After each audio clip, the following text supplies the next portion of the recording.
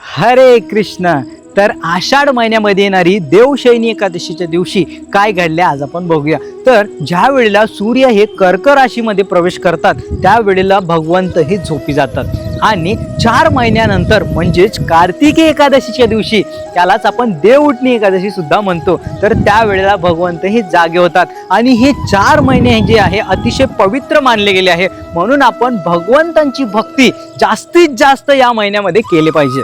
मग आता आपण बघू की आषाढी एकादशी सुद्धा म्हणतात कारण की पंढरपूर धामामध्ये सर्व वारकरी भक्त या ठिकाणी भगवंतांचं गुणगान गातात. जसे की आपण म्हणतो आषाढी कार्तिकी भक्त जन येती, पंढरीच्या वाळवंटी संत गोळा होती. तर पंढरीच्या वाळवंटामध्ये संत गोळा होतात आणि भगवंतांचं गुणगान गातात. म्हणून आपण या एकादशी दिवशी पंढरपूर धामात गेले पाहिजे. जर आपण पंढरपूर धामात जाऊ तर आपले सर्व पाप नष्ट होतात आणि जर का आपण चंद्रभागेमध्ये स्नान केले तर आपल्याला सर्व नद्यांमध्ये स्नान केल्याचे फळ आपल्याला मिळणार आहे. आणि जर आपण धामामध्ये भगवंतांचं नाव घेऊ तर 1,00,000 नाम घेतल्याचे फळ आपल्याला मिळणार आहे. म्हणून आपण या आषाढी एकादशीला भगवंतांचं नाव घेतलं पाहिजे आणि भगवंतांची पूजा अर्चना केली पाहिजे आणि विशेष म्हणजे चंद्रभागे नदीमध्ये स्नान केले पाहिजे. आषाढी एकादशीच्या आपल्या सर्वांना खूप खूप शुभेच्छा.